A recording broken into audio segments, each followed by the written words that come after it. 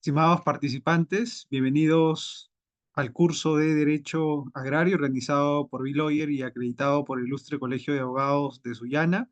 En esta sesión tenemos el grato honor de contar con el doctor Pedro Zavala, quien nos va a exponer el tema de Introducción al Derecho Agrario, la Agricultura y el Empresario Agrario.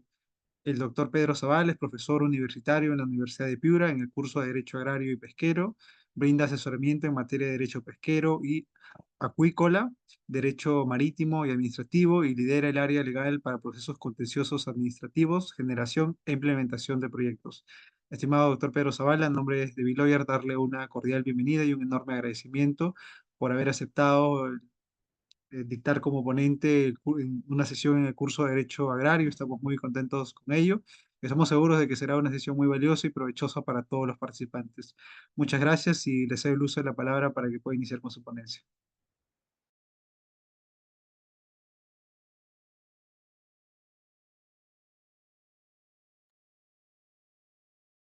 Buenas tardes con todos. Primero, gracias por la invitación.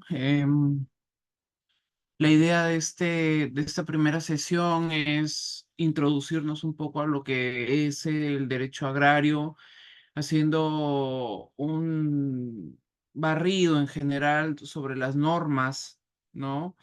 Pero además de las normas, del contexto de lo que hablamos cuando estamos hablando del derecho agrario, ¿no? El derecho agrario, al igual que el derecho pesquero, son ramas del derecho que se han venido desarrollando en los últimos años y han comenzado a tomar una especial importancia porque de esto precisamente lo que se basan las principales actividades económicas del Perú, como es la pesca y la agroindustria, ¿no? Cualquier duda que tengan, me levantan la mano y no tengo problema en detenerme a explicarlo. Lo primero son los temas conceptuales, ¿no? El derecho agrario tiene un desarrollo importante en la tradición jurídica italiana, básicamente, y a partir de ello, el derecho ha comenzado a demarcarse, ¿no? Podemos ver algunos conceptos como el de Giovanni Carrara, ¿no? Como el derecho agrario se entiende con el complejo de normas que disciplinan y las relaciones que construyen el ejercicio de la actividad agraria.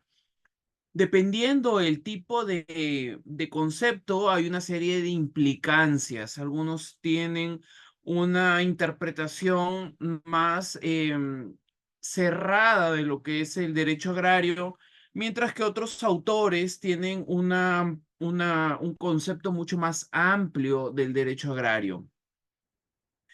En ese sentido, va a ser importante también poderlo ver que hay una serie de conceptos que han cambiado en el tiempo. Ya veremos que antiguamente el derecho agrario era lo vinculado a los sectores agrícolas, a las unidades agrícolas, mientras que ahora ese concepto ha cambiado, sin duda alguna, ha cambiado vinculándose también a la agroindustria como tal y a la agroexportación incluso en algunos casos. En este sentido, nosotros podríamos hablar sobre el derecho agrario como obviamente una actividad extractiva primaria, ¿no? Que está vinculado a la tierra, su explotación, pero no solamente a la tierra y su explotación, sino también a lo que son llamados los recursos naturales conexos, ¿de acuerdo? Es decir, aquellas actividades económicas que no siendo necesariamente agrícolas, por su vinculación se consideran como tales y se le aplica el régimen agrícola, como puede ser la silvicultura, la caza y el pastoreo, ¿no? Hay una discusión acerca de la pesca. De hecho, el sector pesquero comenzó siendo parte del sector agrario, ¿no? El sector pesca comenzó siendo una dirección del Ministerio de Agricultura y ahora es una actividad vinculada. ¿Y por qué la pesca está vinculada a la agricultura? Porque como ustedes saben, para hacer agricultura necesitamos intangentes importantes de agua, ¿no? Y esta agua muchas veces ha permitido que, además del aprovechamiento del agua del río como tal o del estanque, allí se puedan criar otras especies, generando otra actividad económica. Por eso es que había esta lógica, pero en este momento son actividades completamente separadas y reguladas por sectores distintos, por la ley general, mientras que la agricultura también podemos decir como características que existen actividades que podemos llamar propiamente agrarias, como la agricultura, ¿no? Que creo que está clara. Agrarias que son por conexión, por silvicultura, que es el cultivo de bosques, ¿no? Y también dependiendo de la subordinación que tengan, ¿no? Nosotros podríamos, por ejemplo, decimos pastoreo como una actividad conexa, podría ser, pero si este pastoreo ya es una actividad intensiva, es decir, no estamos hablando de tener un pequeño ganado, sino que estamos ya hablando de actividades principales, ya estaríamos hablando de una actividad principal en sí y va a tener su propio régimen jurídico, ¿no? Que va a tener que ver el ordenamiento en específico.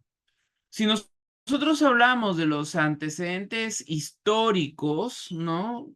Bueno, un poco también para contextualizarnos, la idea de esta sesión es ponernos en contexto de lo que es el derecho agrario, ¿no?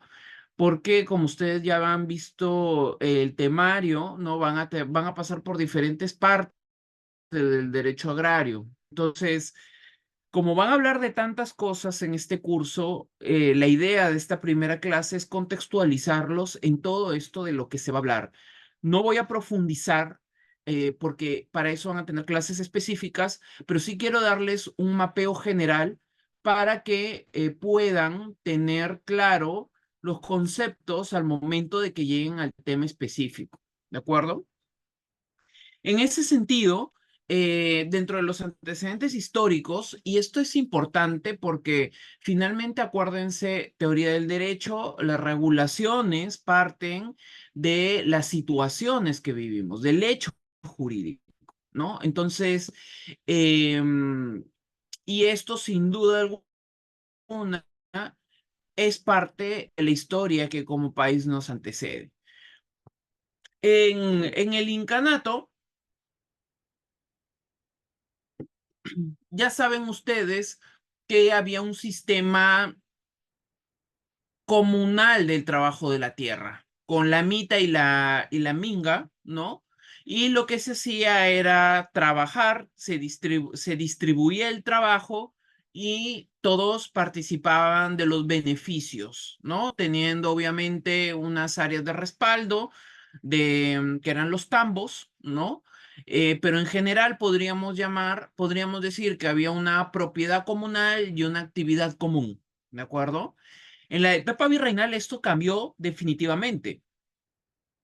Cambió porque obviamente el virreinato trajo las normas de España, que eran normas más desarrolladas, entre comillas, ¿no? Y estas normas apuntaban a otro tipo de distribución. Cuando nosotros hablamos de muchas cosas, pero principalmente vamos a hablar de una doble discusión. La discusión sobre la tierra, que es el principal activo, y sobre la actividad, que ya es la agricultura como tal. ¿De acuerdo? Entonces, en el virreinato es reparticiones, ¿no? A los hacendados, ¿no? Se les permite tener tierras, ¿no? Que eran latifundios, que eran grandes espacios de tierra y estos fueron aprovechados por ellos. Esto continuó incluso después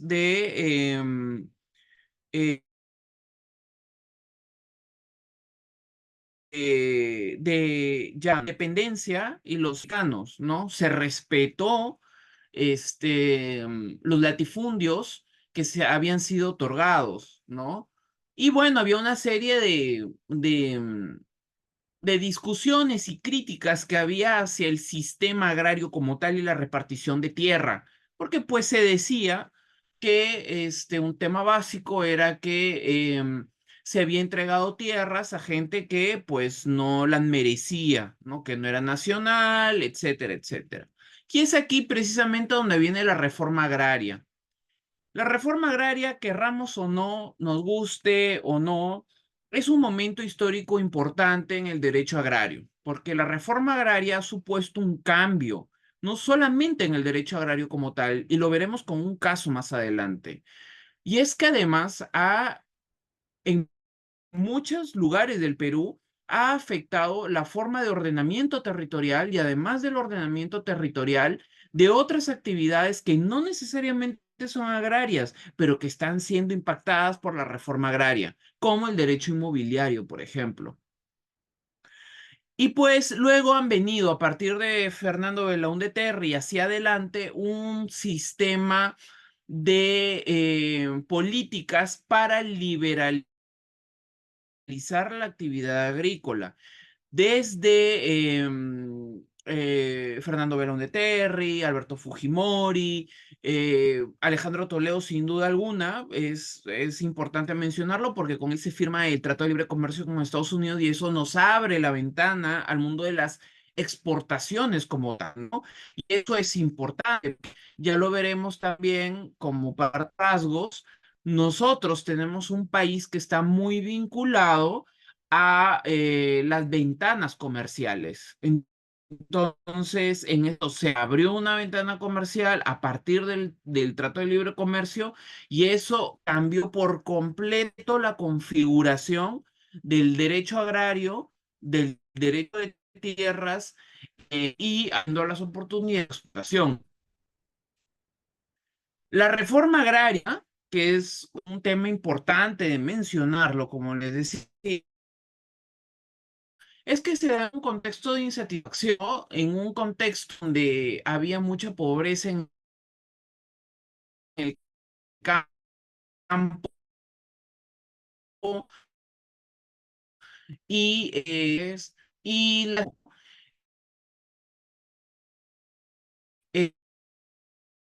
eh, no se veía créditos y además las exportaciones eran muy, muy focalizadas bastante sobre quienes podían tener propiedad agrícola. Pero con interesa es, bueno, la reforma agraria se dio entre el 9 y el 39, o 10 años. Eso de, que eso de reforma agraria no es así. Eso fue una ventana de tiempo que se cerró, que se podría expropiar, ¿no? Como nosotros vemos, ¿no? Se expropiaron 15.826 fundos, un aproximado de 9 millones de hectáreas con 370.000 beneficiarios. Todos los latifundios y predios menores fueron expropiados, casi en su mayoría, por no decir la mayoría. Y la clase terrateniente fue liquidada social y económicamente, ¿no? Con esto se organizaron las empresas asociativas, las comunidades vecinas, empresas de propiedad social, etcétera. Porque cuando yo digo que este tema de la reforma agraria no solamente es un tema agrario como tal, y es que, y lo vamos a ver a continuación, es que el tema agrario, además, en muchos lugares atravesaban ciudades enteras, ¿no? Y este es el caso, por ejemplo, del Fondo Victoria. No sé, por favor, me avisan si se puede ver la imagen, este plano que estoy mostrando. Sí, sí, doctor, se logra ver. Ya, genial.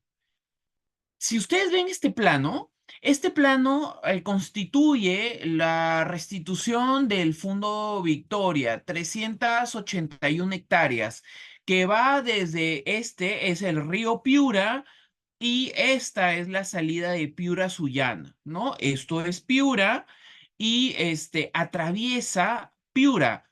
Esto es un ejemplo, porque al lado de esto está el Fundo San Luis, que son 800 hectáreas, que más o menos es el mismo largo, pero es el doble de ancho.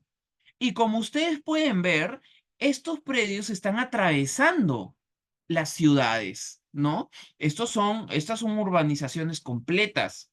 Entonces, ¿qué es lo que pasa?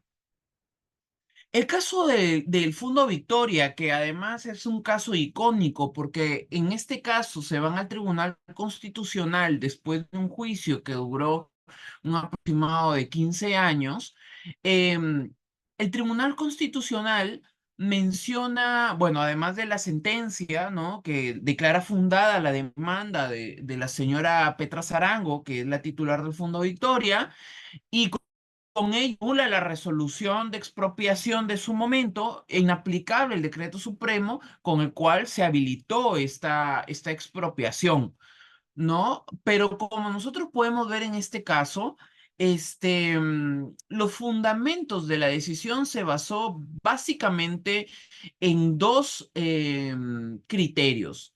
Primero, la sentencia habla del marco normativo que permitía la expropiación, que en ese momento era una dictadura, ¿no? Y dice, ellos no tenían probablemente el marco jurídico para poder hacer esta expropiación. Y segundo, que no se pague el justiprecio por estas tierras. Y esto es un común denominador. ¿Por qué menciono esto? Porque que es un caso agrario como tal, por su propia naturaleza, que parte de la reforma agraria, está impactando ahora en el derecho inmobiliario, ¿no? Ahora los abogados tienen que tener una destreza de conocer qué pasó en la reforma agraria para poder determinar si es que algunos de estos predios van a tener derechos preferentes o no. Este sin duda alguna es un tema de discusión, ¿no? En ciudades como Piura, Lambayeque, La Libertad y en general Ica, que han tenido latifundios, todos tienen este problema. Y esto va a generar que en su momento hayan una serie de pronunciamientos, porque como ustedes saben, a nivel de registros públicos, va a primar el principio de primor tempore poteor iure, ¿no? El quien ha estado primero en el tiempo, pues va a tener preferencia en el derecho. Y estos latifundios, muchos vienen incluso de la época virreinal, ¿no? Fundo Tungazuca, por ejemplo. Entonces, esto es uno de los temas que quería tocar de la reforma agraria y que vean cómo es que la reforma agraria no solamente ha impactado la parte agraria como tal, sino que también ha vinculado otra serie de actividades que no necesariamente siendo agrarias, pues están siendo parte de discusiones jurídicas como esta. Pero ya entrando a la situación agraria del Perú, que es lo que a nosotros nos compete en esta materia, tenemos que entender varias cosas, ¿no? Muchas veces nosotros hablamos del Perú como un Perú agrícola, un Perú agroindustrial, agroexportador, probablemente agroindustrial y agroexportador desde los últimos 20 años acá. 15, 20 años, 10 años con fuerza sin duda alguna, ¿no? Pero sobre la situación agrícola también es importante determinar varias cosas, ¿no? Primero es que el Perú tiene poca tierra arable per cápita. De hecho, y lo veremos más adelante, somos de los países que menos tierra arable per cápita tiene en Sudamérica. Es curioso porque nosotros hablamos mucho de la agroexportación, pero en la realidad nosotros no tenemos mucha tierra arable, a diferencia de otros países. Ahora, ¿por qué se da esto? Por nuestra situación geográfica. Tenemos una costa que es desértica y seca, tenemos una sierra que es pedregosa y básicamente en montañas, y tenemos una selva con tierras alcalinas y muy lluviosas. Eso hace un doble efecto. el primer efecto es que hayan pocas tierras arables, pero por otro lado, es que esa diversidad geográfica y que se convierte en una diversidad climática, hace que tengamos la oportunidad de tener muchos productos agrícolas en diferentes épocas del año. Y eso nos da una ventaja, una tremenda ventaja competitiva. ¿Por qué? Porque mientras que en el norte el mango puede florear en octubre y noviembre, en el sur va a florear en 2 o 3 meses más adelante. Y eso genera que podamos tener una oferta constante de productos. Mientras que en la India, por ejemplo, va a tener un producto solamente en una ventana de 3 meses, nosotros podemos tener el mismo producto en una ventana de 6 meses. Y eso a nivel de agroexportación y comercialización de productos es una ventaja significativa. Por otro lado, nosotros tenemos en el Perú una situación preocupante a nivel de alimentos, nutrición, salud, educación, que por un lado tenemos productos y por otro lado existe hambre y anemia que crecen. Y esto, aunque no es propiamente jurídico, es importante mencionarlo porque en las políticas públicas se va a ver reflejado, ¿no? El rol productivo del Perú se ha determinado por su alto contenido tecnológico en el campo para la producción, es decir, se ha invertido mucho en tener tierras cultivables, se ha invertido en tener algunas buenas semillas, ¿no? Sin embargo, y en la parte de agroexportación no se está invirtiendo lo suficiente en productos industrializados, ¿no?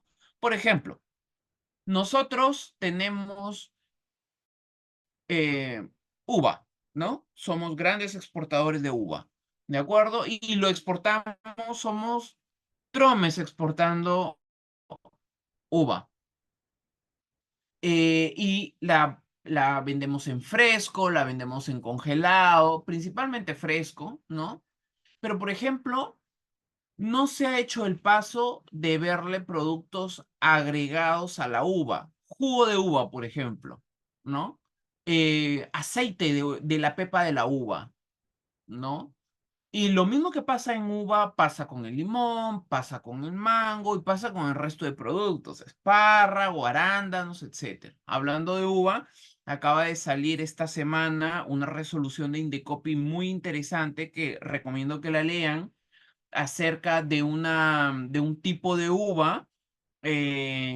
Sucede que una empresa española había patentado esa semilla, esa genética de uva, y alguien por ahí se apropió de esta genética y tenía 110 hectáreas cultivadas en el sur, en Ica. Y pues hubo una demanda por, obviamente, patentes y la ha ganado la empresa española y ha logrado que efectivamente a la empresa la han sancionado, pero además de sancionarla, le han hecho botar todos los plantones. Han tenido que sacar todos los plantones del campo para poder cumplir como parte de las sanciones que se les había aplicado. Un tema interesante. Este es un tema muy interesante. Por ejemplo, este es parte de este concepto de derecho agrario que se está todavía desarrollando. Porque en este momento el derecho agrario también está apuntando a la genética. La genética, la genética de plantas, la genética de semillas es parte del derecho agrario. Pero en este momento hay un vacío legal acerca de dónde se va a encasillar, ¿no? De hecho, hay una empresa peruana que es una de las principales del mundo, Natura Perú se llama. Y esta empresa se dedica a vender semillas, ¿no? Tuve la oportunidad de visitarla y realmente es sorprendente lo que hacen. Es una empresa que no tienen campos como tal, sus campos son en realidad laboratorios y estos laboratorios sirven para poder generar la mejor calidad de semillas. Y estas semillas son vendidas a grandes competidores mundiales, como puede ser Walmart, por ejemplo, y empresas de Estados Unidos, etcétera.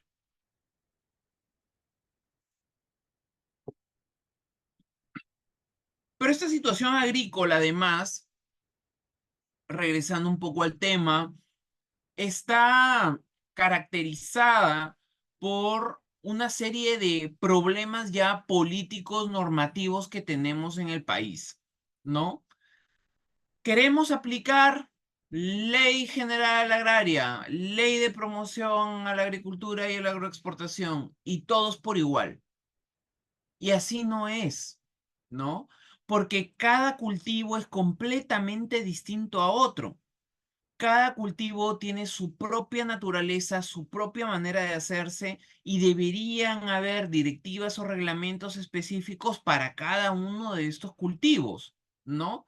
No podemos hablar de e igualar al cultivo de papa en Tumbes con el cultivo de papa en Ayacucho. No, por un tema incluso de sentido común, porque las condiciones geográficas, atmosféricas y normativas son completamente distintas. Sin embargo, esa especialidad, el administrador, el legislador no las ve. Y eso hace que hayan problemas de competitividad al momento de poder, que una empresa pueda competir. Y sin duda alguna, la biodiversidad del país es uno de los elementos que más nos genera a nosotros una ventaja, ¿no? Las ventanas comerciales que ya les comentaba y bueno, la informalidad que es un tema extendido a nivel nacional, ¿no? Este cuadro nos muestra un poco cómo es que estamos nosotros como país, a diferencia de otros países de Sudamérica, ¿ya? En cuanto a lo que ya les decía, la tierra agrícola en relación con el total del territorio, ¿no? Por ejemplo, Argentina, que tiene 2.700.080.400 kilómetros de extensión, tienen el 14% de tierra agrícola, ¿no? Estamos hablando de 32.530 hectáreas, ¿no? Que es bastante. Y obviamente, em, esto genera que ellos tengan un gran espacio para poder competir. No tienen grandes exportaciones porque, como ustedes saben, Argentina es un gran productor de carne, ¿no? Y estos espacios los tienen para cultivo, para carne, para el ganado, ¿no? ¿Qué es lo que pasa, por ejemplo, con Perú? Nosotros tenemos 1.285.000 kilómetros cuadrados, pero de ese millón, solamente el 2.68% es de tierra agrícola, ¿no? Es tierra agrícola. Estamos en el puesto 10. Solamente Chile nos gana, ¿no? Pero ¿de cuánta tierra cultivable estamos hablando? De 4 millones de hectáreas. 4 millones de hectáreas. Ahora, pero como ustedes también pueden ver, nosotros en exportaciones no estamos nada mal, ¿no? Primero tenemos a México, luego tenemos a Brasil y luego entramos nosotros, ¿no? Y hemos entrado precisamente por esta serie de circunstancias que se han tejido a favor de que el país pueda ser un país exportador. ¿Cuáles son esas circunstancias? Las ventanas económicas, el Tratado de Libre Comercio. Y hay que decirlo, las inversiones que han hecho los privados, porque los privados y las empresas han apostado en grandes inversiones en tierra, en habilitar la tierra, en cultivos, en nuevas tecnologías de la tierra, etcétera.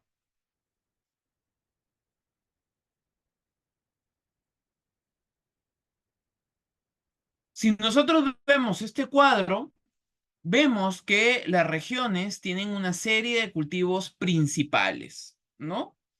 Em, Maíz, arroz, trigo, papa, plátano, cebada, espárrago, uva, payar, etcétera, ¿no?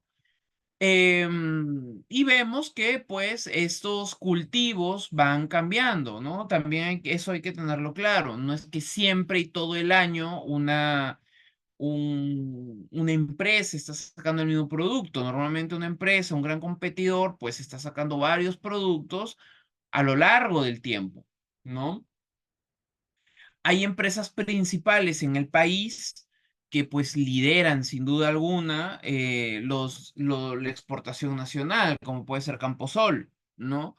Hay un observatorio que también se lo recomiendo que constantemente está mencionando cómo están avanzando las exportaciones, las agroexportaciones en el Perú. Este año acabo de ver una noticia que acaba de salir en Gestión, una de estas noticias que nos gusta, que es un poco amarillista acerca de se ha desplomado la exportación de la agroindustria en los últimos 3 meses, ¿no? Que es el segundo trimestre del año. Pues sí y no, o sea, sin duda ha habido una baja en las exportaciones, en las agroexportaciones, pero eso compete a muchas cosas, no necesariamente por un tema económico, un tema de mercado. Compete primero a que la campaña comenzó tarde. Muchas de las campañas agroindustriales han comenzado tarde, principalmente vinculado al clima, ¿no? Obviamente las circunstancias políticas también nos chocan, ¿no? Y esto también es importante mencionarlo porque sin duda la situación política genera un clima de inestabilidad que hace que los empresarios no quieran invertir, ¿no? Pero aún así hay inversiones. Yo tengo clientes que en este momento están comenzando nuevas operaciones con plantas, básicamente agroexportación de productos que ya tienen mercados establecidos, como puede ser el mango, ¿no? El mango tiene un mercado ya ganado, ¿no? Un mercado internacional importante que ya está ganado.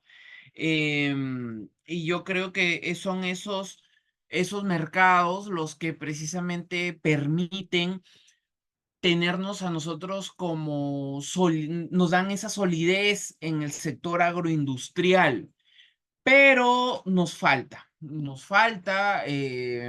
la promoción y estos incentivos sectoriales que muchas veces hay deben estar vinculadas y sectorizadas a las reales intereses nacionales y sectoriales que hay, ¿no?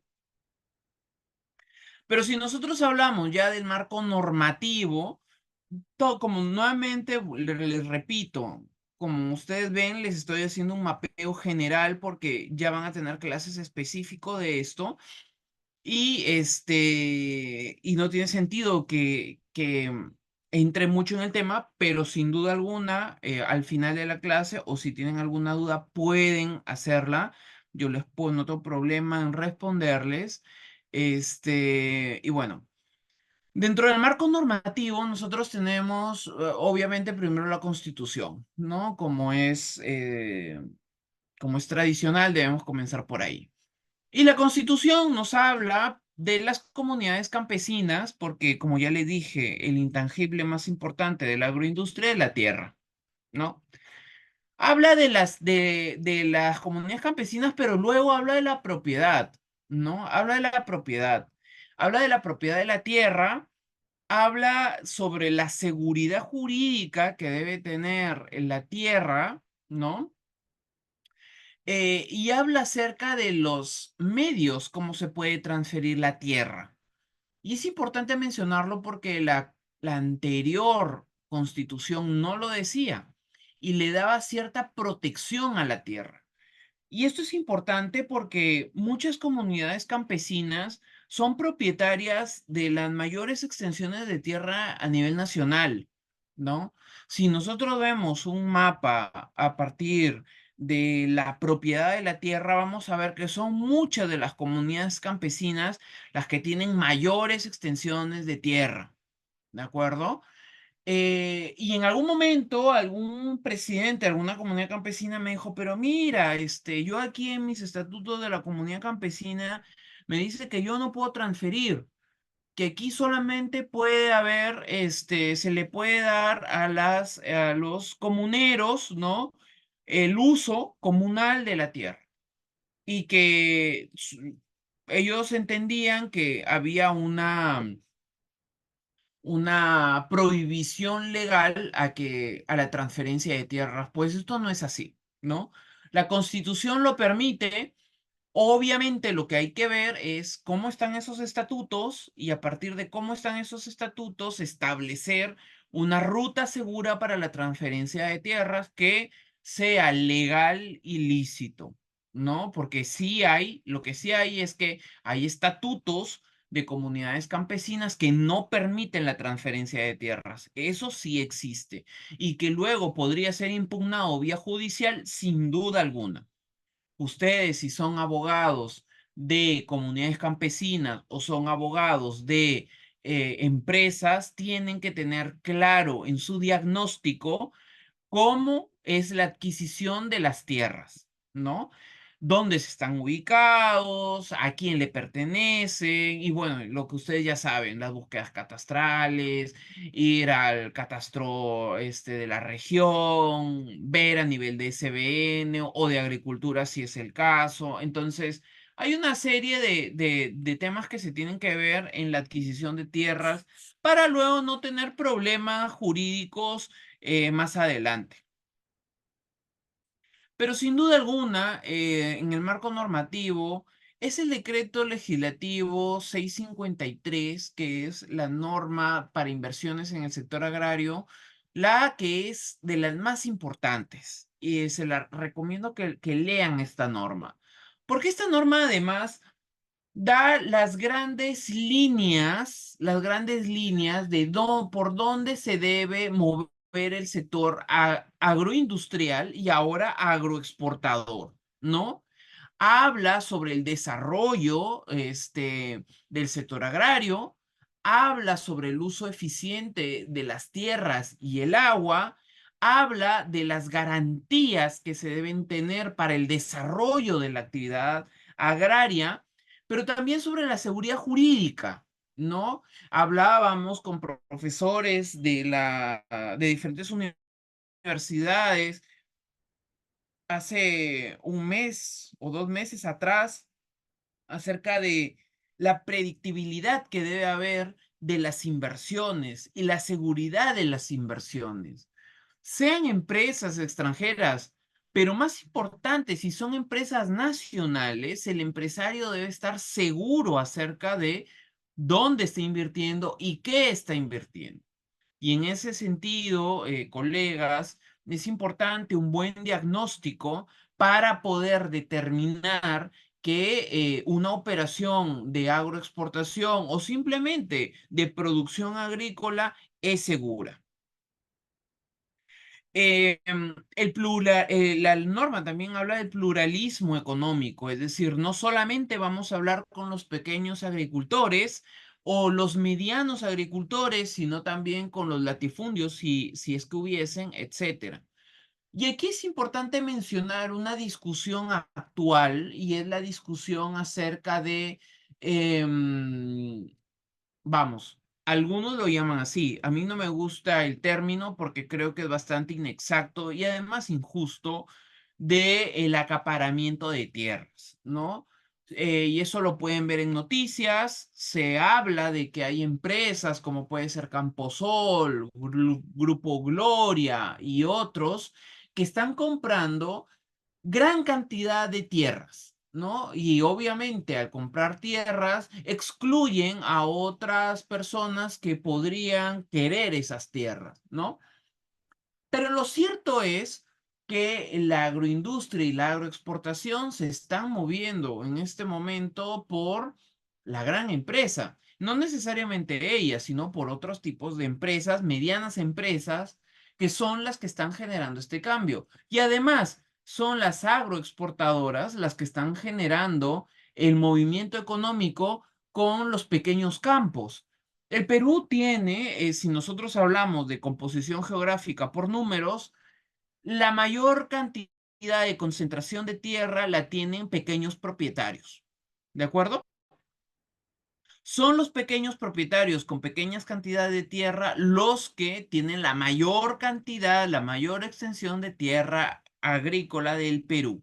¿De acuerdo? Pero lo que se tiene que generar son nuevos sistemas o nuevos esquemas para generar el negocio agrícola y también de poder generar la riqueza agrícola, ¿no? En ese sentido, por ejemplo, algo que sucede es que estos pequeños agricultores generan pequeñas porciones de producción que son acopiadas por un empresario mediano y él es el que hace la operación de agroexportación. O simplemente esquemas asociativos, ¿no? Donde las asociaciones puedan hacer sus propias exportaciones. Y bueno, ahora mismo está muy de moda eso si ustedes tienen la oportunidad de ir a las ruedas de negocio, lo podrán ver, donde los compradores ahora tienen una especial preferencia a comprarle a las asociaciones y a los pequeños productores, porque se entiende que ellos generan un impacto económico directo, ¿no?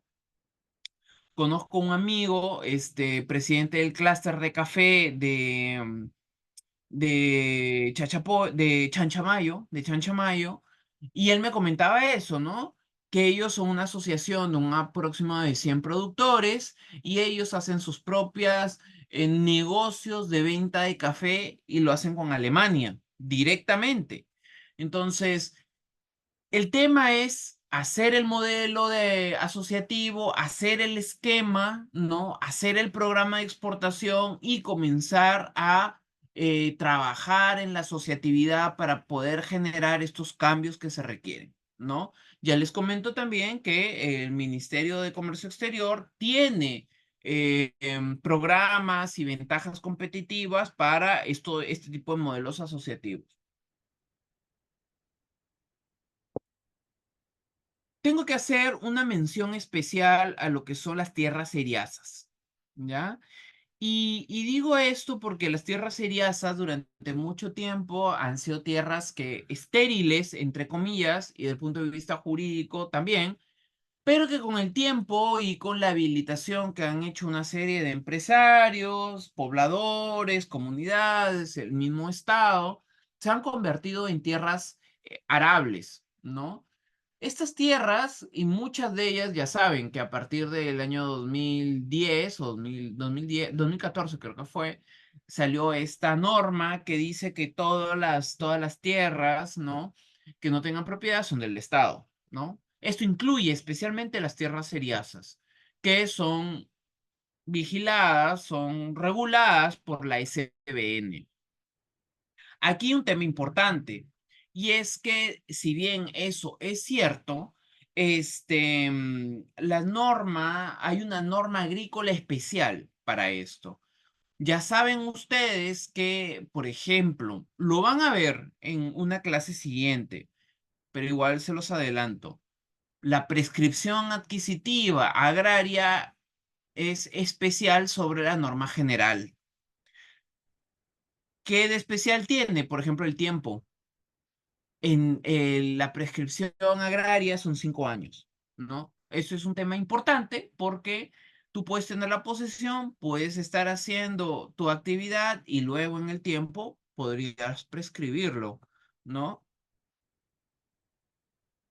Otra norma importante es la ley de promoción agraria, ¿no? Que es la ley 26 de 360 y esta norma se da en un momento post-crisis, ¿no? que es la crisis del 2020, que está vinculado a este tema de las lluvias y todo eso, ¿no? Entonces, esta norma lo que buscó fue impulsar el sector de agroexportación. Ojo, agroexportación. Esto impactó básicamente en 4 sectores: derechos humanos, temas laborales, tratado de libre comercio y las denuncias internacionales. ¿Por qué? Porque se hablaba de mucha explotación en el sector agroindustrial y esto obligó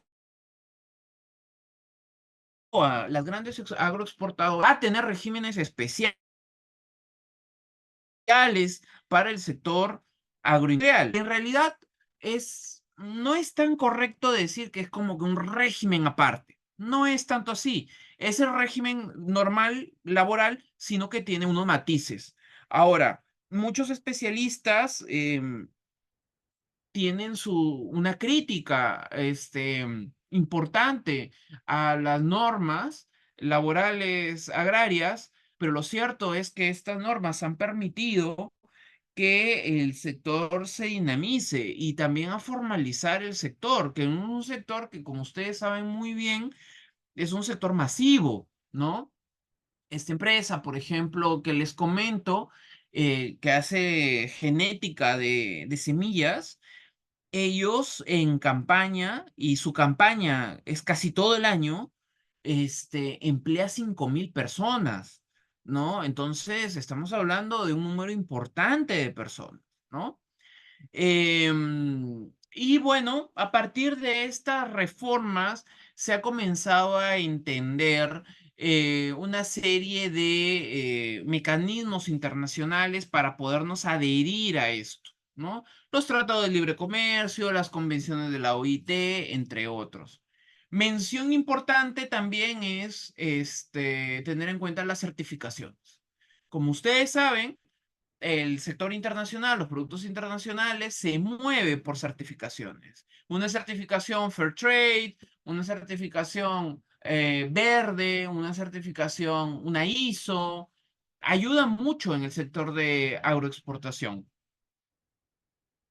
Y con eso es todo lo que les quería mostrar sobre esta parte. El tiempo es corto, pero quería mencionarles un tema que también me parece importante, que es el recurso agua, ¿no? El recurso agua está muy vinculado al derecho agrario, muy vinculado. Creo que nosotros no podríamos hablar de derecho agrario si es que no tocáramos en este momento el derecho de agua. Y esto es especialmente importante porque el Perú a nivel mundial está, después de unos informes de varios estudios que se han hecho, es uno de los países que tiene más riesgo de estrés hídrica a nivel mundial. Es decir, tenemos agua, pero esta agua en su momento va a faltar, ¿de acuerdo? Y va a faltar por una serie de cosas. Va a faltar por malas políticas que tenemos, va a faltar porque no tenemos los proyectos para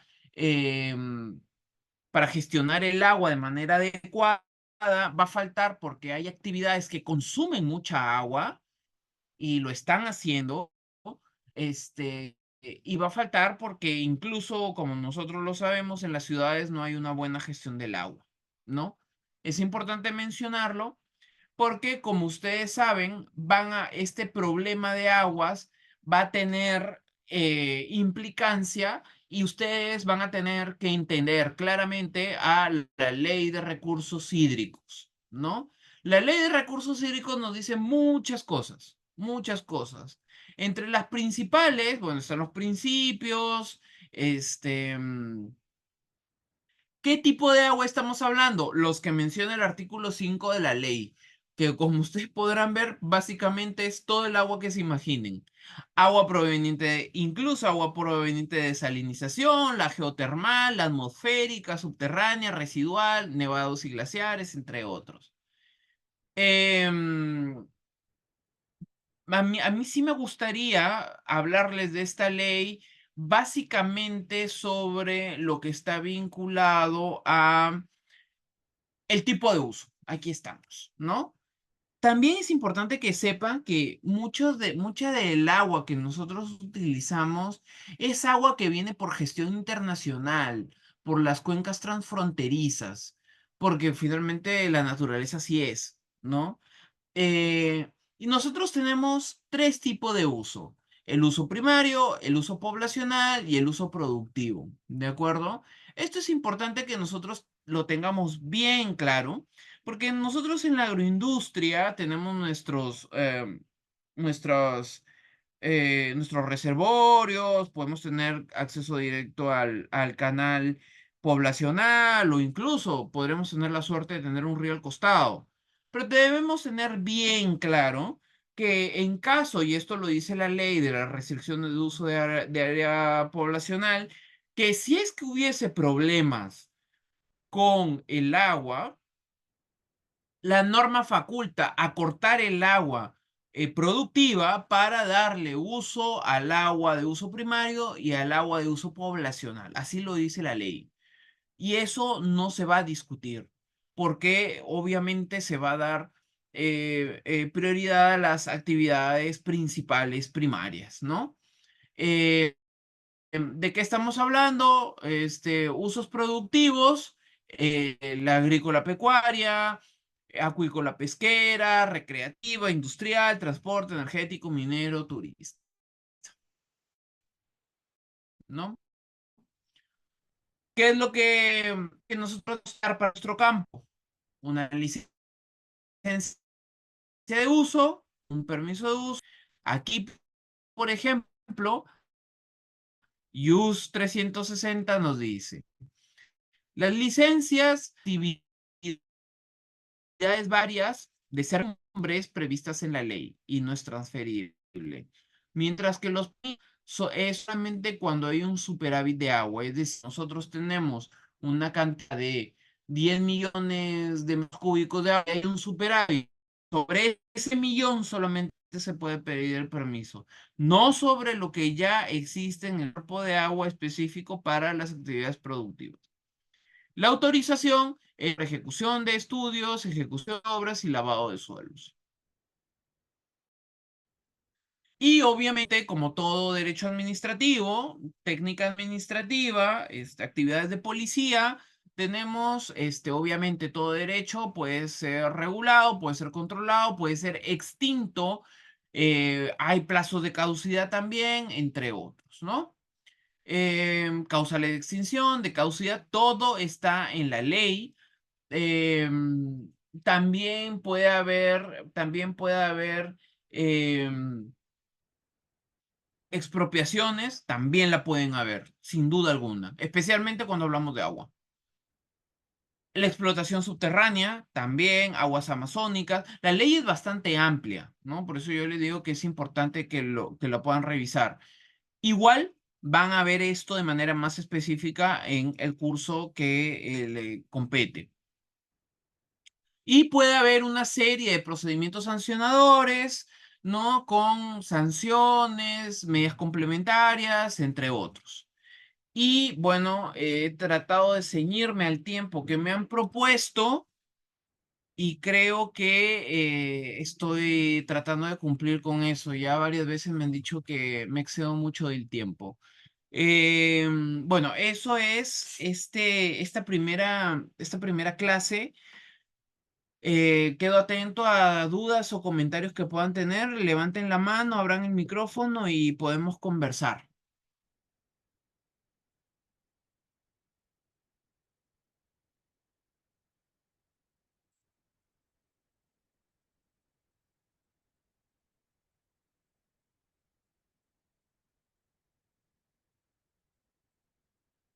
Sí, Henry, te escucho. Doctor, muy buenas noches, gracias por su ponencia. Doctor, en el ámbito, esto es en el agrario, ahora, en el ámbito de las comunidades campesinas, sus terrenos son lo mismo que se basan en la ley agraria para la venta, y hay comunidades campesinas, creo que el dueño de ese terreno, si no me equivoco, para la venta el presidente de esa comunidad campesina? ¿O cómo es el procedimiento si una persona quiere comprar terrenos de una comunidad campesina o alquilarlas? Sí. Mira, Henry, en realidad esta respuesta es, no hay una respuesta única ni inequívoca, ¿ya? Porque va a depender de muchos factores. Lo primero que tienen que entender es que las tierras campesinas, de acuerdo a la Constitución y a estas normas que les estaba comentando antes, y con las diferentes modificatorias que han habido, se ha liberalizado el régimen jurídico de adjudicación y transferencia de predio, incluso el comunal, ¿de acuerdo? Incluso el comunal. En ese sentido, en ese sentido, estas cifras van a tener un mecanismo en Código Civil, contrato de compraventa, permuta, lo que crea conveniente de acuerdo al Código Civil. Ahora, eso es la forma genérica.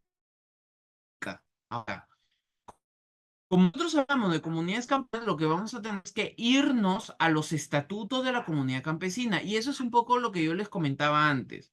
Yo tengo, por ejemplo, el ejemplo de dos comunidades campesinas. Una comunidad campesina ha titulado todas sus tierras, ¿de acuerdo? Y otra comunidad campesina no ha terminado de titular todas sus tierras, ¿no? Y ese es otro tema. No todas las comunidades campesinas han terminado de titular. Muchas están en proceso todavía de titulación, porque el proceso de titulación se dio con el programa de titulación, el PET, que terminó ya hace algún tiempo y no ha terminado de cerrar. En muchos casos no ha terminado de cerrar. Ahora, mira, si tú me preguntas a mí sobre el caso, por ejemplo, que tú me pones del presidente, yo sí lo he visto.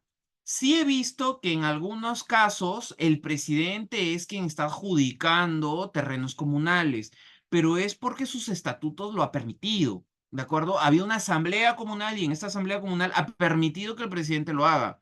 Ahora, si el presidente lo ha hecho sin tener en cuenta los estatutos, definitivamente esas operaciones corren peligro sin duda alguna. Y van a tener, y pueden ser, judicializadas, y yo estoy seguro o casi seguro de que a nivel judicial esas operaciones de transferencia se van a caer. En otras comunidades campesinas lo que yo he visto es que dicen que se puede transferir teniendo una asamblea comunal y que en la asamblea comunal es la que puede aprobar las transferencias. ¿No? Esa es una comunidad campesina. En otra comunidad campesina he visto que dice que es la junta directiva la que tomará posición sobre la adjudicación de tierras y son ellos los que van a poder hacer la transferencia. Un esquema distinto, ¿no? Entonces, hay diferentes esquemas, ¿no? Hay diferentes esquemas. Lo que hay que revisar es el caso concreto, ver que efectivamente se tengan los poderes para poder hacer y que el estatuto lo permita. Pero si se puede y se tiene, lo que se va a seguir es básicamente lo que dice el Código Civil. ¿No? Y algunas normas especiales dependiendo del caso también, ¿no? En caso de los alquileres es un tema distinto, se va a tener que ver la norma agraria. ¿Alguien más tiene alguna pregunta? No sé si Henry respondí tu pregunta. Sí, excelente, doctor. Está bien. Muchas Ya, gracias, doctor. listo, listo. ¿Alguien más tiene alguna duda?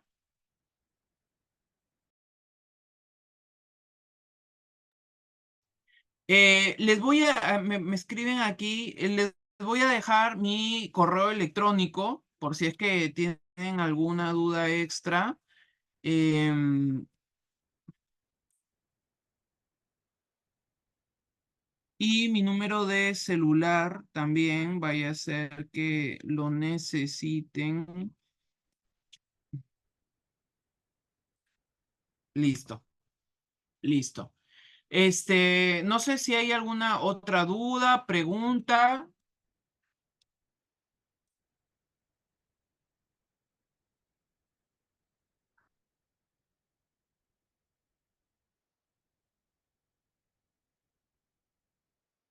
Bueno, si no hay ninguna otra duda o pregunta, quiero agradecer a la institución que me ha invitado, que ha tenido bien invitarme. Estos temas sin duda alguna son temas actuales, son temas que yo creo que todo abogado o interesado en el tema debe conocer, porque sin duda alguna también, como les digo, la agroexportación recién ha comenzado. Estamos hablando de Tratado de Libre Comercio hace poco, ¿no?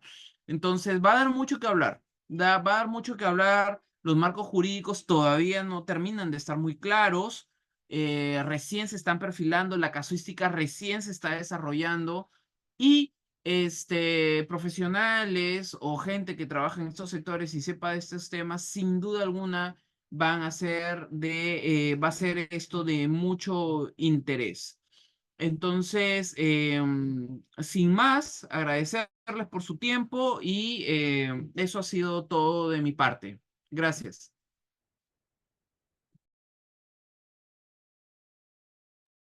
Estimado doctor Pedro Zavala, muchas gracias por compartirnos su conocimiento, su experiencia.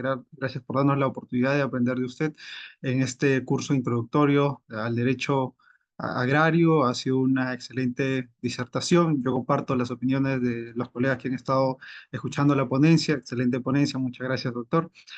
Esperamos que en una oportunidad vuelva a aceptar una invitación de B-Lawyer. Siempre estaremos muy agradecidos de contar con usted, con su apoyo. Muchísimas gracias, doctor, y que tenga una excelente noche. Gracias a todos. Buenas noches.